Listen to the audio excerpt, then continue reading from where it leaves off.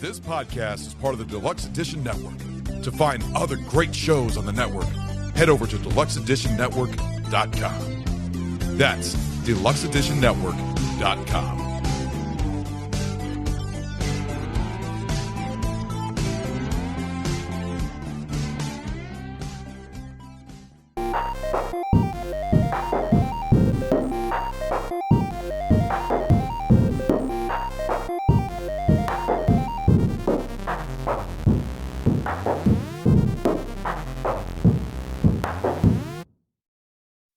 What is going on, and welcome to Take on the World Nerd Stop with Nathan Blaze and Mike D.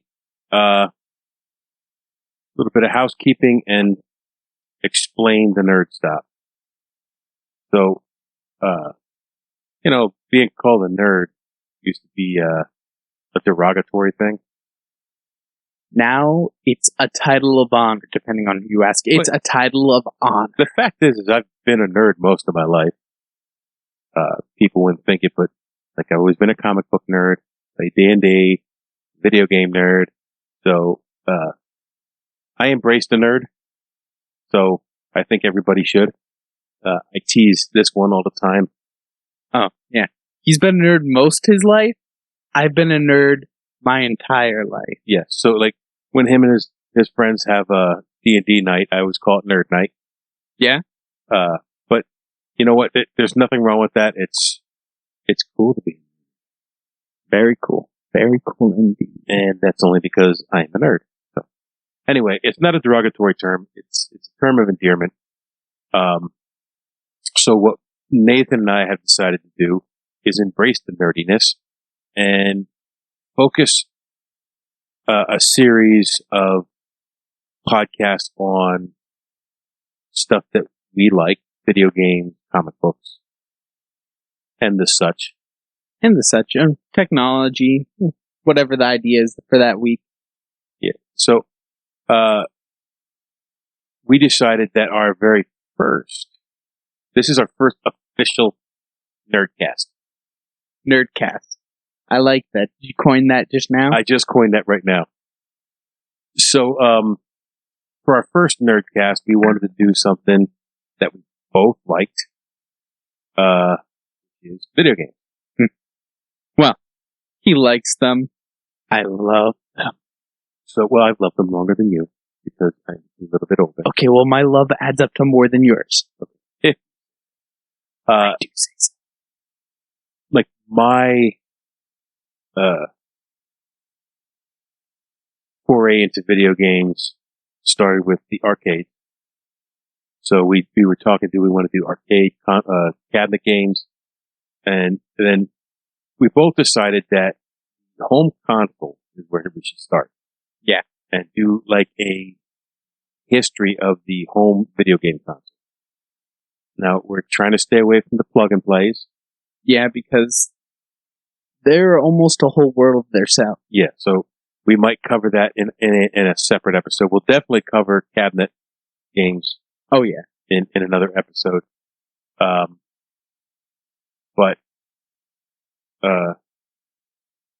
And handhelds. That was the other one. Yeah, because the handhelds go way back too. I didn't realize. Oh, yeah. I mean, if you go back to the Coleco football, which was one of the first handhelds. Yeah, the little... It was just little LEDs on a screen. Yeah. I played it.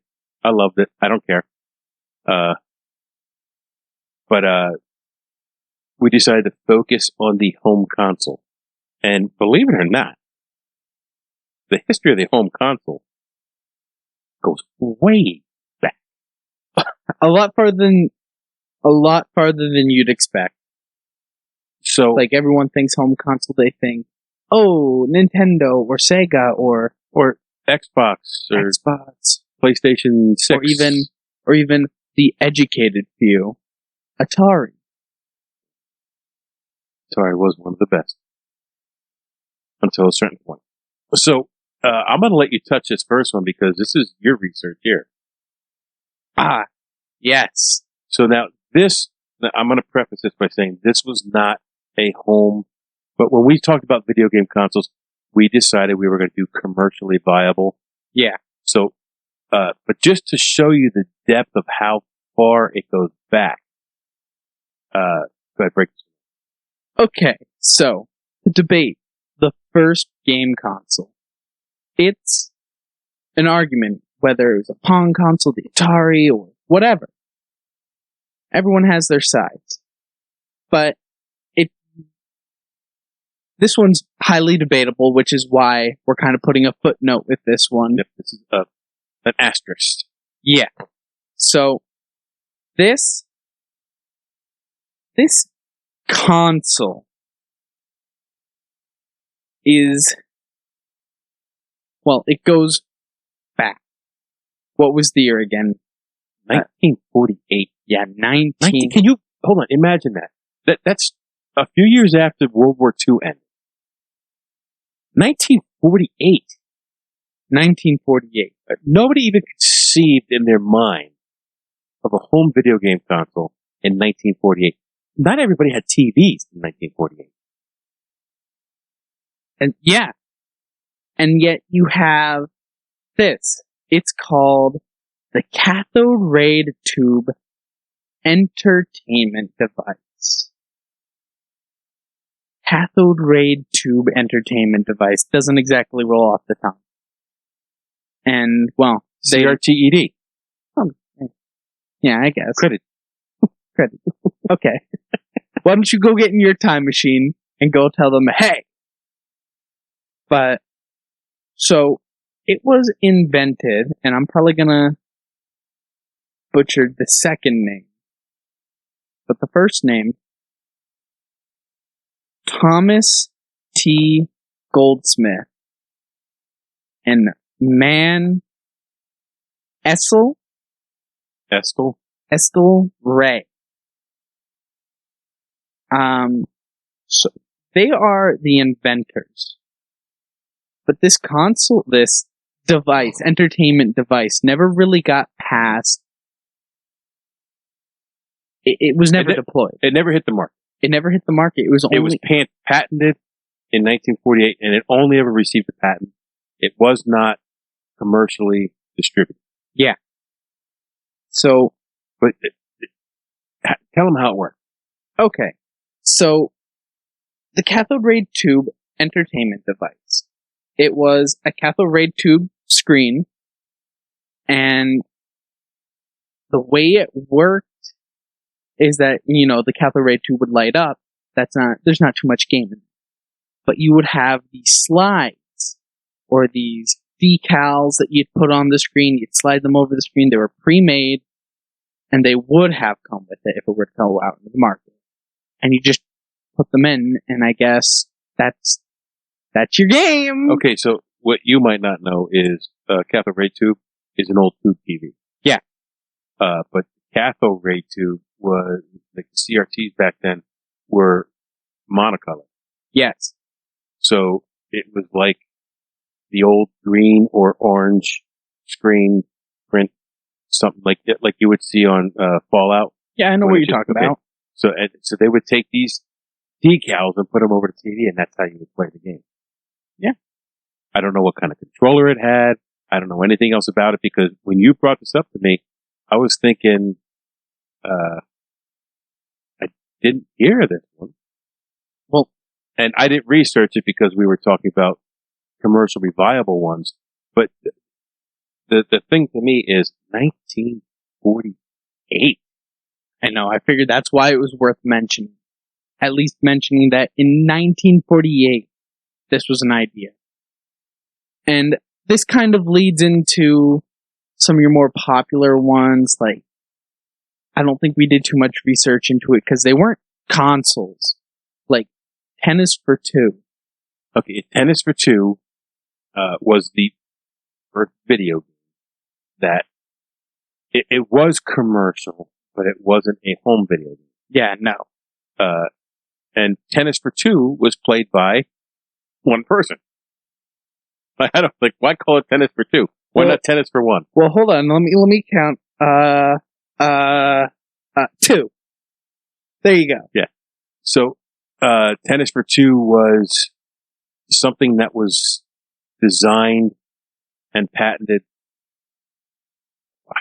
I don't. Do I have that in here? I don't know. I do not, But because I was doing commercially viable ones. so And so you could pay to go. You could stand in line to play this at it's either a museum or something like that. But so basically, it was Pong. Yeah. So you get into the cabinet games, and the cabinet game makers wanted to get into the home market. They wanted their video games in the home. Could make more money that way. So the very first home video game console was the Magnavox Odyssey. yes. So that was released to the public in 1972. Again, the working prototype was made as early as 1966. Yeah, the brown box. Yeah. So, like, again, 1966, not everybody had a TV. No. So, the Odyssey was designed by Ralph Baer.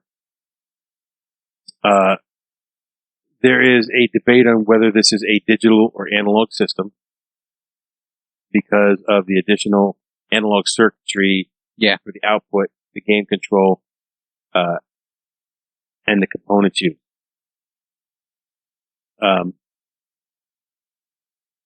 Now, I was looking through the generations, Okay. and this was listed in the second generation of video games. I don't know how. I think it was a mistake on that website that I was looking at. Okay. This is the first one out. So, there were not game cartridges per se for this. This is the one you were talking about. Oh, okay. Where you would put a card in, and basically the card would act as jumpers in the system to give you a different game. Yeah. So you couldn't have an ever-expanding library of games because all of the games were still built into the console. You just had an external, like a key almost. Right. Yeah, so all the games were programmed in it. Now, there was no sound. So Ralph Baer proposed a sound extension to Magnavox in 1973, but the idea was rejected. Asshole. People don't want sound. That's too obnoxious, like a dog barking or... Again, this one was the same way. It was sold with translucent plastic overlays that the game would put on their TV screens, and it would simulate colored graphics. Colors! But there were only 2 TV sizes that were supported by that. So if you had a bigger or smaller TV, your color graphics were screwy. It was also sold with some dice, some poker chips, a score sheet to help you keep score, much like a traditional board game. I didn't know that about the Magnavox. Yeah. Okay. I didn't know it either until I did the research. I knew about the slides, but I didn't know that it came with score sheets and poker chips and dice. And So this Ralph Baer was basically an innovator in this. He proposed the concept of an active cartridge containing electronic components allowing them to have more game features. That was also rejected. It was game features, sound effects, variable net position, whatever that means, variable ball speed. The idea just didn't gain in. people aren't going to want sound. They're not going to want expansion. People aren't even going to sit down and play. Right. So that brings us to number 2, which is Pong, which was released in 1975. In 1972, Atari released Pong cabinet arcade game. 3 years later, a home version was released through Sears catalog and Sears stores. Oh, Sears! Immediately, Magnavox filed a lawsuit against Atari. I guess Pong was an Atari game. They filed a lawsuit against Atari in 1974. Eventually, Atari settled out of court because the company, Atari, couldn't afford all the legal fees. Well, yeah. And the lawsuit was basically, look, the paddle ball, boing, boing, boing, was ours. We date back to 1966. You can't show that, so it's ours. So the settlement was for $1.5 million, paid in 8 payments. Ouch. In addition, Magnavox obtained full rights to any information on Atari products publicly announced and released over the next year. And that's important. That's pretty big, because then they could get the jump and try and make their own. That's okay. So basically, look, you stole business from us by putting out this game. So for the next year, anything you develop, or anything you publicly announce that you're developing or release over the next year, we get a chance to steal it from you. It's pretty much what they said. Really? Yeah, really. So it's thought that Atari delayed the announcement of the Atari 2600 by a few months to avoid disclosing it under the agreement, which was smart. That's smart. That because is actually really Magnavox smart. never again gained any market share in the home console, like any real market share. Atari was the big one in the early 70s. So like they made out. So there's other notable entries in the Generation 1 video game console. The Epoch TV Tennis. Okay. Or Epic. It was a Japan-only release. Now, I know we decided we were going to do American releases, but I think it's worth mentioning. All of these Generation 1 games were Pong clones, which in reality, we call it a Pong clone because that's what we know. Yeah. But legitimately, it was a Magnavox clone, which was a clone for Tennis for Two. Yeah. And I mean, sure, you can call them unoriginal or whatever, but even nowadays, we still have that similar, but instead of it being straight up a clone Pong, it's just the style of game. Yeah. Because now that's common, like having the different styles of games, but back then, oh. But yeah, if we want to break down styles of games, like first person shooter, the Metroidvania. You have my attention. You know, those are all styles of games that are based on a game. Yeah. And so the same thing was happening in the industry all the way back in the beginning. All the way. What's this? Binatone TV Master. It was much like Pong, but it offered 4 games. Squash, which is tennis. I was just looking. Squash Practice, which is squash for 1. Wall ball. Football and tennis. And it was set up very much like the Pong home console with a attached controller with a knob, and that was it. And that would move your thing up and down, or back.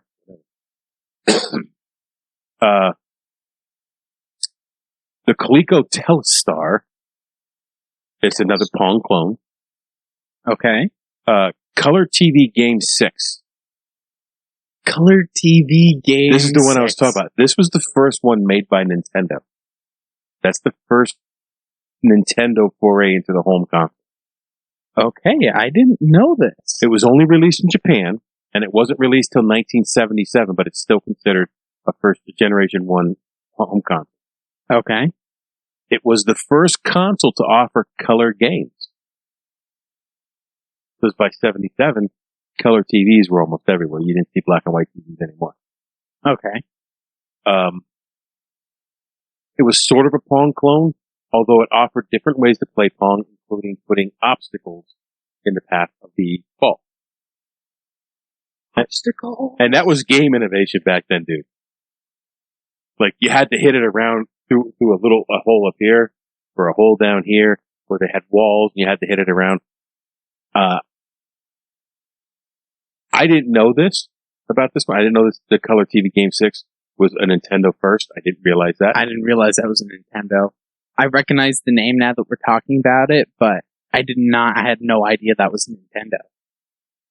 So, we're going to go into the Generation 2 now.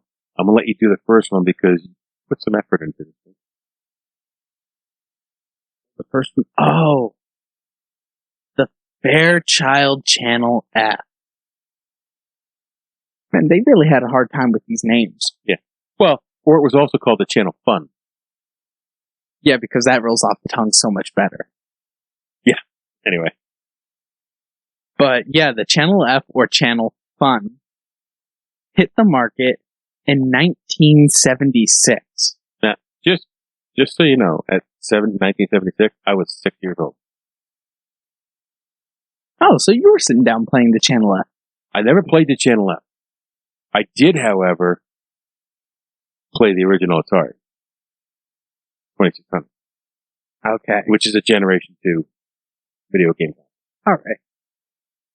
So, 1976, it was developed by Jerry Lawson. And it was manufactured, get this, manufactured by Fairchild Camera and Instrument. So, they weren't even a game company. Nope. They made cameras and other electrical instruments. I had read some stuff about them. I forgot to write it down. I think they also make telescopes. I think you're right. But they, if I'm remembering correctly from what I researched, is that number right? See, I'm not sure. That's a lot. Yeah, I'm not sure. So, go on. Yeah. So, Gerald came to them and he's like, hey, here's this idea. And they're like, sure. There's money to be made there. And why I'm putting so much emphasis on the Channel F is because the Channel F really changed everything about the home console world. Because what was unique about the Channel F is that it was the first console to use game cartridges. So you could release the console and then continue to make money off that console, because now, for the next however many years, you can release these game cartridges. So this one was released in 76. It wasn't discontinued until 1983. 1983 is there's a significance in 1983 when it comes to the home game consoles. Okay. There was a crash in the home game console industry in 1983 where sales for everybody just dropped off. I think I know. Let's not get too far ahead of ourselves. Okay. This console sold for $170 roughly, which in 2021's money is $810. Expensive as hell. Yeah. And the games on this, they were simple. They were simple. I was trying to find how much storage was on the cartridges. I couldn't find the specifications of the cartridges. I do have that for the 2600 because it is amazing. Yeah. So when we get there, but you have on here that it sold 6.6 million units. That can't be right. That's got to be a mistake. Comment below if you think that's a mistake. Yeah, and you know what? When you're editing this, just put it flashing right up above. I'm gonna look. Because, liar. Mistake. 6.6 million units. Because when we get down the way to some of the other ones, like the one sold like 350,000 units, and that was considered good. Yeah. So that's a lot. Yeah, and this console, it had some success for a while. This is how the article I was reading worded it. It had short-lived success. Now, short-lived, that's a lot to sell in a short amount of time. 7 years. 7 years, too. So, yeah. It was, so first console to have the cartridge, interchangeable cartridges. And it launched with 26 games. Wow. Now, they were all very simple, and I guarantee you one of them was probably a Pong clone. Guaranteed. Probably multiple of them upon Well, I do remember from reading this, because I looked, this was, at the time, one of the most powerful processors. Okay. One beats it out right after this, but at this time, this was, let's see, the resolution was 128 by 64, which is approximately 102 by 58 pixels visible. 64-bit system of RAM, which is half the amount of the Atari. And the Atari came out a year later, and kind of this. Yeah. However, there was one that dwarfed the Atari 2600. Which What? is kind of, oh yeah. Now this says the commercial success was very short-lived, so I highly doubt it was 6.6 million copies. I might have grabbed the wrong number. You might have been looking at the wrong one, or I don't know. I've done the same thing. So that is an impressive system, and it brought us to where we are today with the interchangeable cartridges. So the Atari 2600 was released September 1977, and it was originally called the Atari Video Computer System, the Atari VCS. Okay. Actually, it was on the box, but you remember it as the 2600. Well, I remember just as the Atari. We didn't call it the 2600. We just called it the Atari. Well, because that was all there was there. Yeah, it was just the Atari. So the games were stored on swappable cartridges, following the lead from the Fairchild Channel F. It came with a joystick controller and paddle controller. Ooh. The system came with the game Combat in early years, and then Pac-Man in later years. They started off with 2 kilobyte cartridges. That's it. 2 kilobytes. 2 kilobytes. This document that I wrote here, 17. Yeah. It's more than 2. Yeah. It's a lot more than 2. And that's only some font and size. That's it. Yeah. So you couldn't even store this. You couldn't even store this, but you could store it in the cartridge was capable of holding much more. But they started off with 2 kilobytes. So Combat. Now, I used to love the Combat game. So you had your joystick, and you could play tanks. There's a couple games you could play, but there were straight shooter tanks where you had to shoot straight. There were ricochet tanks where you could ricochet off the side. But I don't even think this was 8-bit when it started. I think this was like 6-bit. Probably. Graphic. Probably. That'd be my guess. By the end of its cycle in 83, 84, the games were using more than 4 times storage for the original game. Now, that's still only 12 kilobytes. Well, hey, it's 4 times more. Yeah. There was significant advancement in visual and gameplay as a system. It was significantly more advanced than the system was made to handle. So it was taxing. By the end, it was really taxing the processor, and that's why they came out with the next system. The game that is given the example there is Pitfall. It was one of my favorite games. Oh yeah, Pitfall. I love Pitfall. I've never played it, but I know what you're talking about. The original Pitfall, and then they've released other Pitfalls along the way. Oh, I'm sure.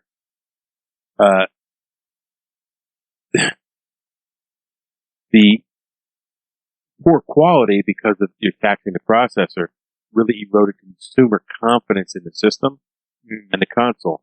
And then came E.T., the extraterrestrial. The game was made, and I'll tell you, that can be a episode all its own. Yeah, because I have some information on E.T. that a lot of people don't know. Let's just say the game was rushed to market. Very rushed. To get there for the holiday shopping season. It was critically panned, and it was a commercial failure. It was almost the downfall of the entire video game home gaming systems. it nearly killed, and a lot of these big companies started looking for other places for money. A lot of these companies, like Nintendo, even, I vaguely remember, I can't remember what it is, but they reached out and bought shares in other places because they're like, no, they are spiraling down at 400 miles per hour, straight down to the ground. Yeah. So Pac-Man was the best-selling game for this system over the life of it. Now, I will give you one guess what year E.T. was pushed to market. Oh, no, I don't know. You might need to tell me. Oh, no. Let me do a Google search real quick. Oh, and find out. Anticipation's killing me. I definitely don't know this. I absolutely have no idea. I swear, I'm not lying. I'm for real here. I have no idea. No idea at all. I'm just trying to make sure. No.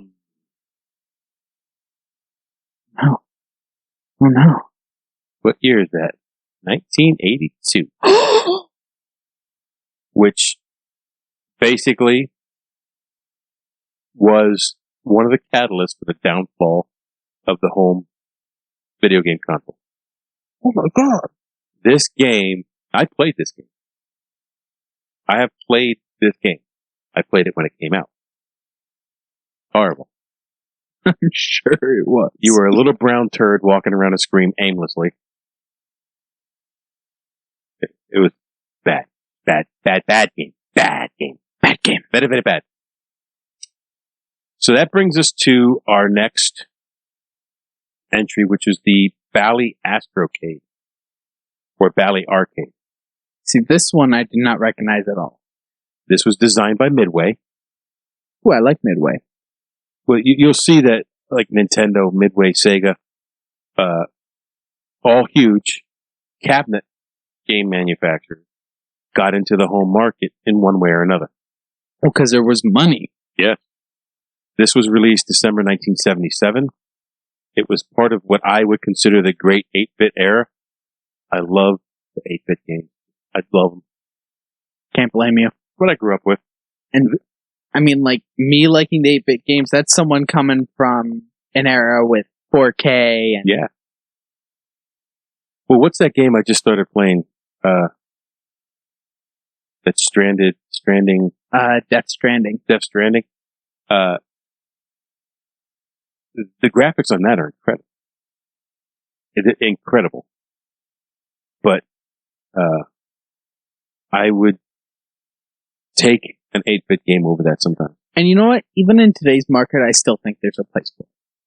I think there is too. Like, even nostalgia-wise, but this was a 3.579 megahertz processor, which at the time was speedy. This was the most powerful. This one is the most powerful of the first generation period. It never had mainstream success. And it cost, because one of the reasons was it cost $100 more than the 2600. Yikes. I don't know much about the games for this. These other ones I just tipped my toe in a little bit just to get a little information. Okay. So the Intellivision, its limited release was 1979. Its full release was 1980. Okay. It had a unique controller that was copied by many after that. It was a circle with a numbered keypad. Okay. So each game came with an insert that went over the numbered keypad. And that's how you played the game. Oh, okay. All right. Another thing that they did with this, now this was made by Mattel. Another thing they did with this is the games themselves came in cardboard boxes. Okay. You'd open it up the way you go to a video game store now. Well, not even now. Everything's downloaded. But when you started going to the video, you would buy the box, CD-ROMs in it. Instructions are on one side, CD-ROMs in it. This would have the cartridge on one side in a plastic insert, and on the other side in a fold was the insert for the keypad, and then the instructions. You couldn't play some of these games without reading the instructions. Now, we never read the instructions, so we never got the full use of the game. So maybe that's why people think retro games are so hard. No one has the instructions anymore. So it would give you a couple copies of the keypad. Okay. Because after use, they get all crinkly, but that's how you played it. And, hold on. Is that Generation 2? Yeah, we're in Generation 2. Oh, okay. I was going to say, that's kind of, whatever. We came to Generation 2 when we got the 2600. All right. And, Fairchild. The channel up. Okay. That's when we jumped. So, before we go to Generation 3, we're going to take a short break here.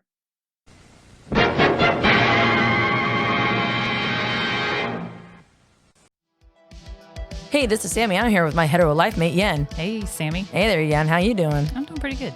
So, we are part of the Barrel Age Chicks. And who else is part of us? Oh, we've got Harley, Snow, and Crystal. And ourselves, of course. Mm-hmm. If you like hearing about movies, podcasting about movies, if you like hearing about music, or pretty much anything, come and check us out. Come hear the chick side of things. We can be found on Spotify and Anchor. And we are also under the Deluxe Edition Network. Come on out and hear the chick side of things. Come on. It's deluxeeditionnetwork.com. That's a network that we're on. It's a bunch of great guys and gals. Very great. Everybody has their different style of podcasting. Everybody has different topics in podcasting. So just about anything you're interested in, you can find there. You have the Deluxe Edition podcast, which is pop culture. They do a lot of interviews with people from Hollywood, from movies. It's crazy who they get on there. I know, I love it. You have Barrel Age Flicks, who does movies. You have Barrel Age Chicks, who also do movies. I just listened to their first one today. They just started in January. You have Metalhead Journeys, music, heavy metal music. So you have Bev's Video Kingdom, which I love listening to. 10 Cent Beer Night podcast. Horsing Around, World's True Crime. Great podcast. Graveyard Club, Return to Living Flat, Real Drunks. I love listening to Real Drunks. They're funny. And of course, Take on the World. No way. Where can I listen to them? You can listen to them right here. Right here, right now? Right now. So, every month they have a podcast of the month, for January. With everybody. Because switching up how they're doing it, because there's so many shows on this network now, they're going to have 2 podcasts of the month every month. Okay. So December, it was 10 Cent Beer Night podcast. And we took most of December off, so I'm going to give them props right now. But, February, I know he told me, but I forget. The monthly double feature. Yeah, that's what it will be. Monthly double feature from now on. So check it out. DeluxeEditionNetwork.com.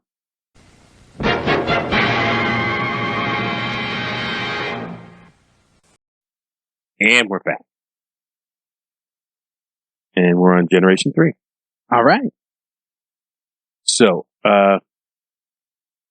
in Generation 3, you have the SG-1000. Oh, it sounds advanced. It does sound advanced.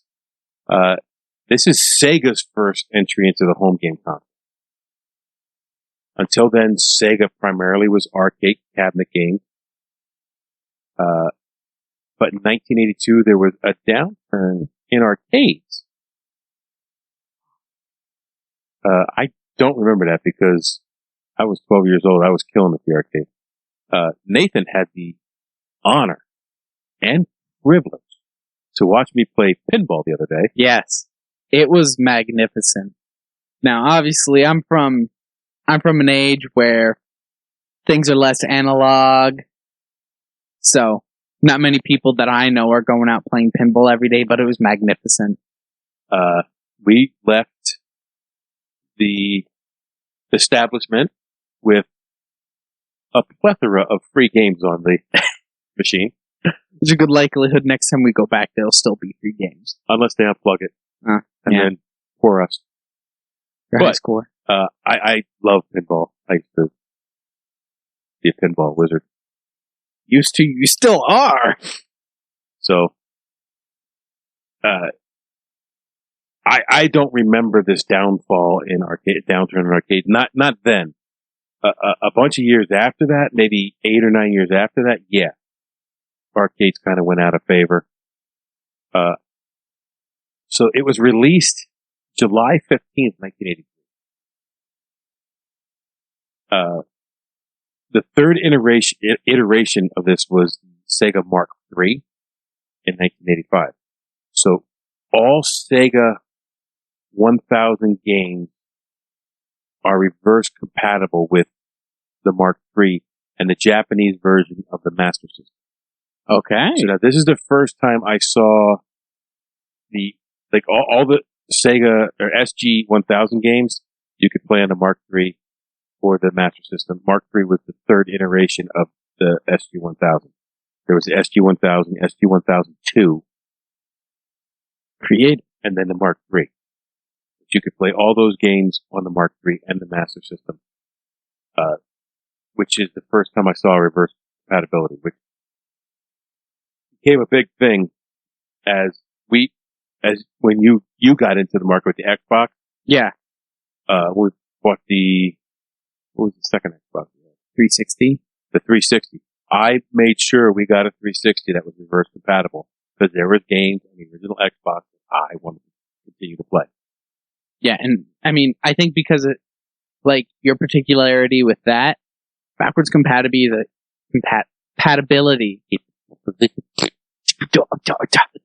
backwards compatibility is a huge thing for me. Like, if a console doesn't have backwards compatibility, my rating of it goes down by 2 points.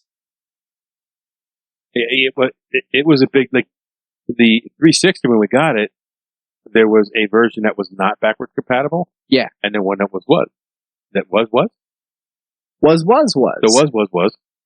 There was. There was one that was. Were the words that I was trying to get out of my mouth. And we made sure that we got the one that was. Yeah, because now that you say that, I remember this. I remember trying to find it and making sure it was backwards compatible. So that brings us to the Nintendo Entertainment System, the NES. The NES. As you'll see at the end of this, it's confirmed my thought on the NES. I think the NES is one of the greatest systems ever to come out. Yeah. It was released in Japan as Family Computer FC, or Famicom. Famicom Family Computer. In 1983. And in the U.S. as NES on October 18th, 1985. We had to wait 2 years here to get this system. Yeah, with a lot of these Nintendo releases, that's a trend. So Nintendo was also another cabinet game maker in the 80s, and they moved to the home console, I would say in spades, with the NES, because the number of NES games that are out there is insane. It is.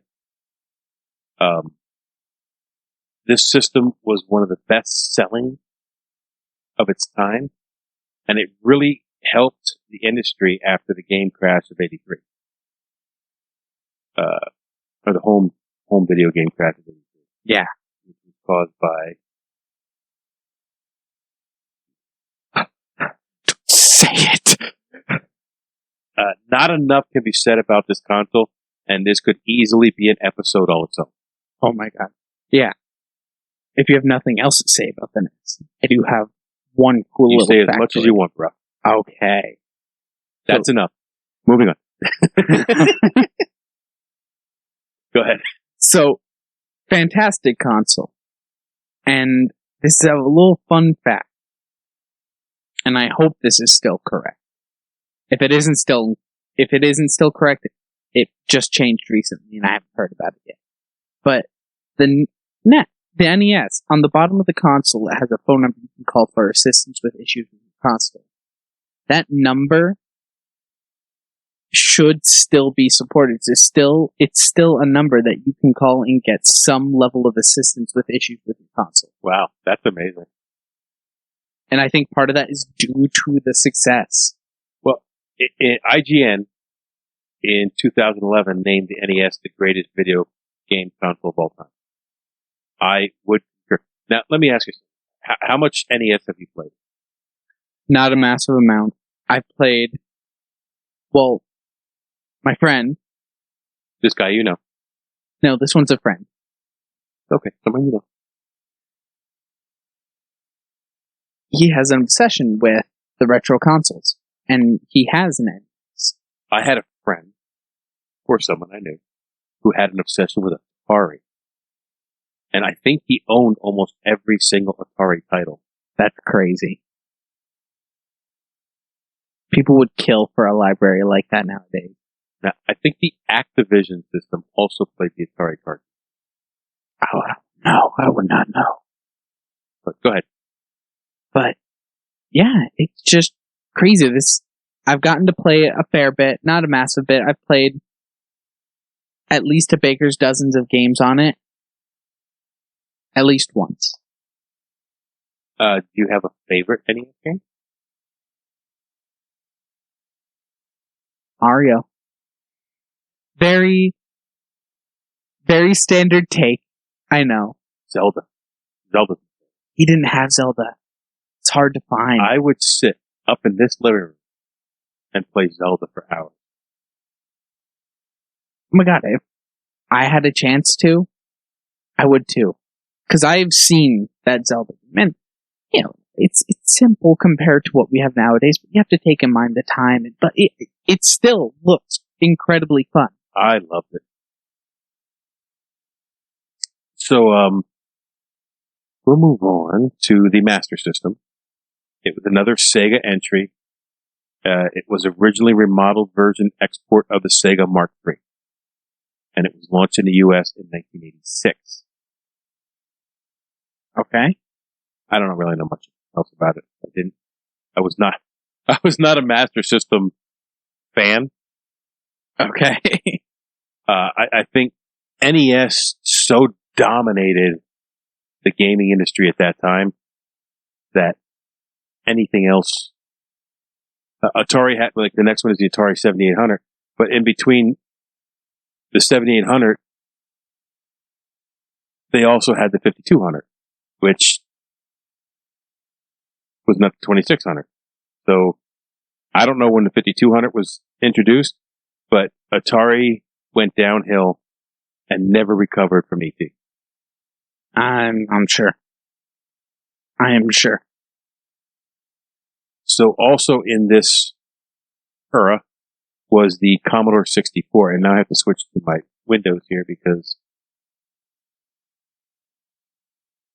my research, for some reason, did not say. Seems to be a trend. The Commodore 64. Now, I didn't have a Commodore 64, but I had it was a Radio Shack version of it.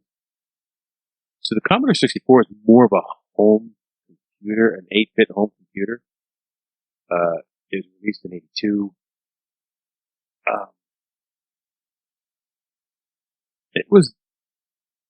The Commodore 64 dominated the low-end computer market for a long time. What was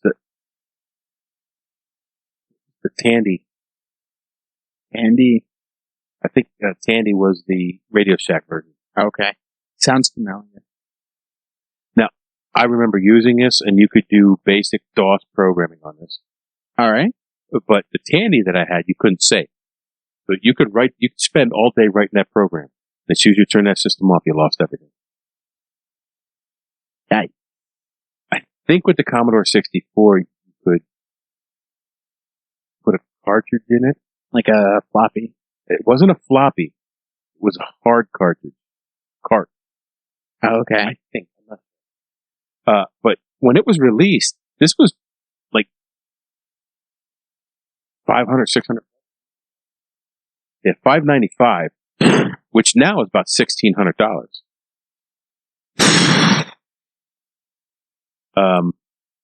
It was discontinued in 94.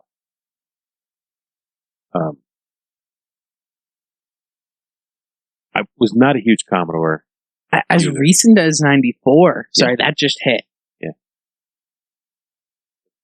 That's the Commodore 64. It was basically a home computer. It wasn't much. They're the carts. Ah, okay.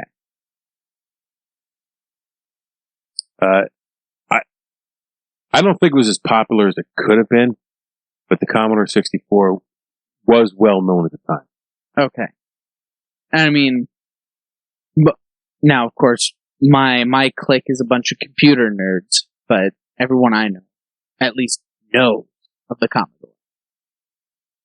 So it has left some lasting impact on the world. Right. So that's the Generation 3 wrap up. The Generation 4, you have PC Engine. Okay. It was PC Engine Super Graphics.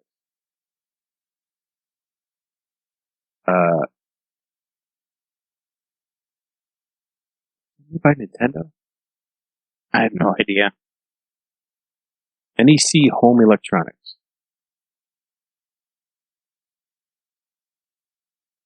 Don't remember this one? I don't know much about it.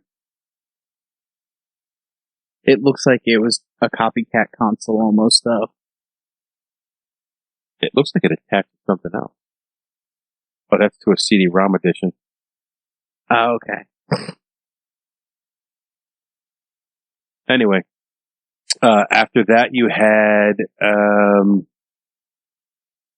the Sega Genesis. Okay. Which I had a Sega Genesis. Loved it. 16-bit-ish, I think.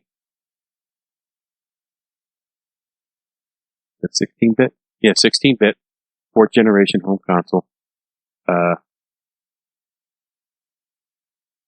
They had another one out at that time. I don't know what the hell it was called. I don't think it wasn't the Mega Drive, was it? It might have been. I see that there, but I don't remember the Mega Drive. I remember some other Sega consoles, but the Genesis was the last great Sega console. They primarily went into making video games after. Well, they couldn't compete with Nintendo's consoles because Nintendo does what Sega does. What was the next? Saturn. The Sega Saturn just went downhill. And then there was, after the Sega Saturn, there was the Dreamcast. Was not a big fan of the Dreamcast, but the Dreamcast was like equivalent to the GameCube, but the GameCube had more kids games. The Dreamcast had more adult-ish focus games. Okay. Like the Xbox. Do you have any idea where the Sega CD might have fallen in line for you? I don't remember it. Okay. I don't remember it. Like, it's not even on this list, I don't think. That might have been a region locked console. It could be. Like I said, there's some of the Japanese ones that I don't have. Yeah. There's this Neo Geo AES that I have pulled up here. It sort of looks like a Sega system. It actually looks like a Sega Saturn. Okay. It was a Japanese release.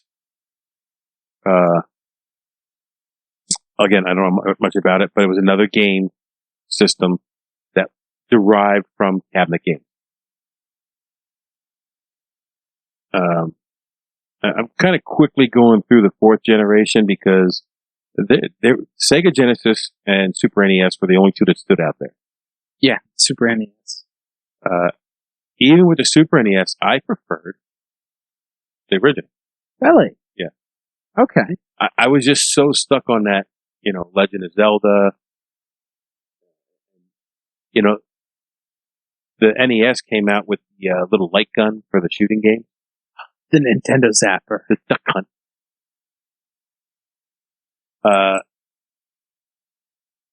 We're not going over the handhelds, but there's some handhelds on here that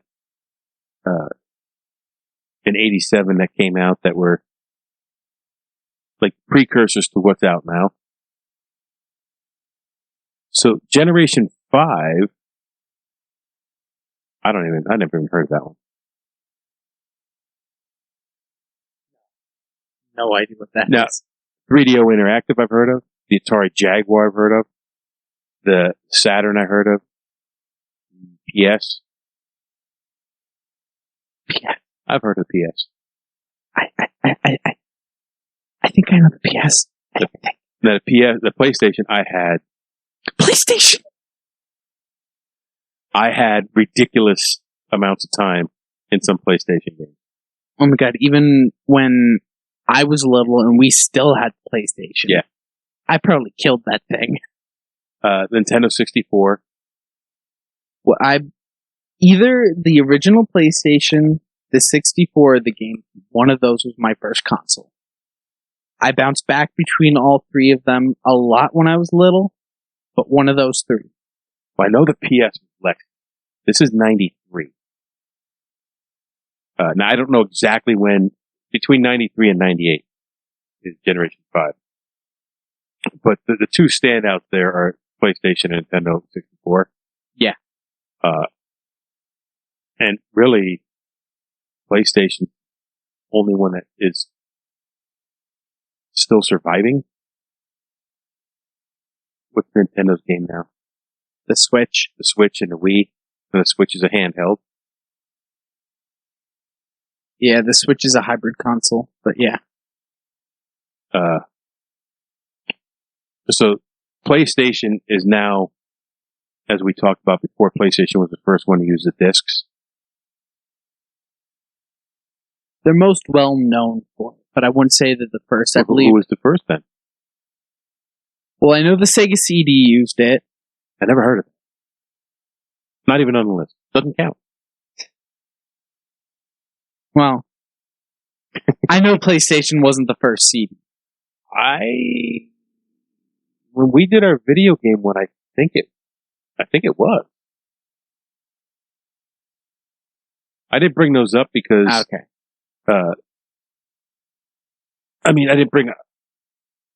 I had it in my original research and for some reason it did not save. Probably operator error. But Generation 6 was started in what they would consider 98. You got the Sega Dreamcast, PlayStation 2. PlayStation 2. The GameCube, which I know you GameCubed like relentlessly, and the Xbox. I also killed the disc tray on that one. And then Generation 7 was the 360, the PS3, and the Wii. I also killed the PlayStation 3. And I think this is the only generation we've had all the major ones. And you see the Wii, the PS3, and Xbox. Now Xbox is Microsoft, but they're the only ones like staying alive now. At this point, you have the Generation 8 is your PS4, your Xbox One, and your Wii U. I don't think we had a Wii U. We did, but it stayed back in Lexi. Well, Lexi had one. We didn't. Yeah. And that's takes us up to 2012.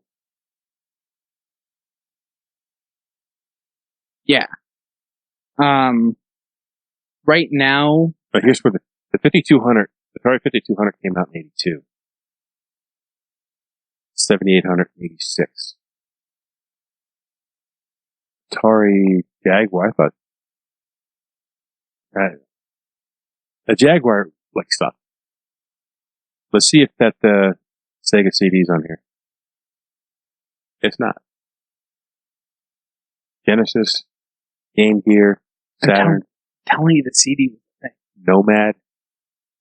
Never heard of Nomad.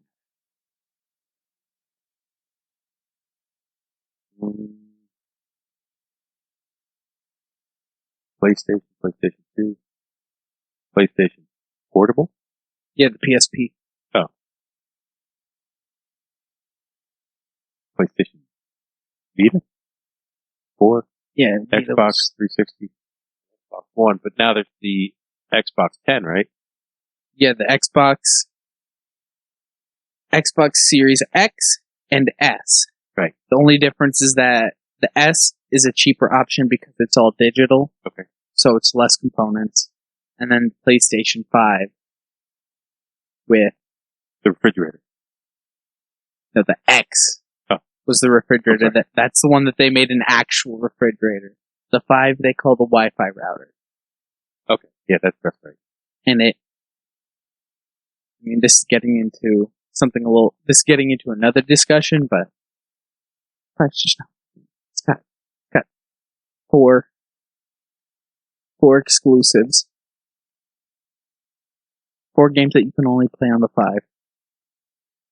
I would love to go through the video game history, to when they started getting exclusive, because I read over it. There was one system where it was the first system to have system exclusive games in the modern era, not back in okay. like where you like Call of Duty. You know how you can get Call of Duty on multiple systems, but there were some games that came out. If you wanted to play it, you had to play it on this system. That's how a lot of which is how they originally started, but then it went away.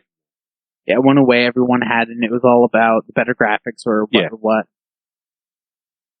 So that is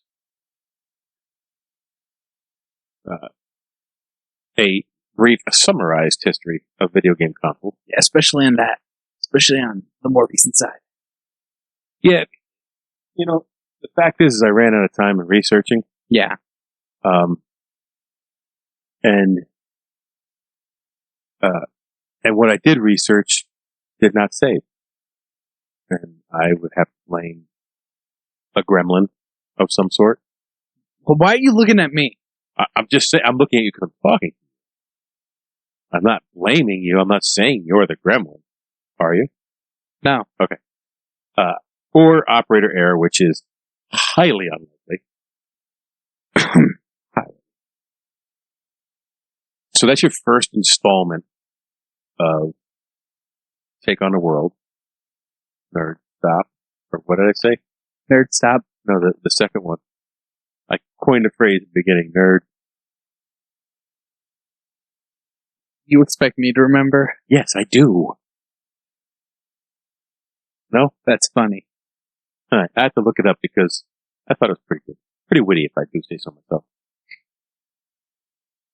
So if you like nerdy content, or you like my gorgeous face and wonderful personality, because that's obviously what brings everyone here. Not sure that that's true. Oh, come on. Runs in the family. That's true. I plan on releasing one of our nerd podcasts once a month. Okay. I don't know what our next topic will be. I'll figure it out. I'll wake up in the middle of the night in a cold sweat. I'll be like, oh! But stay tuned for that. So we took on the nerdy world of video game consoles. Yeah. Now you go take on the world and be a nerd while you're doing it. Yes! Rise of the Nerds. This podcast is part of the Deluxe Edition Network. To find other great shows on the network, head over to deluxeeditionnetwork.com. That's deluxeeditionnetwork.com.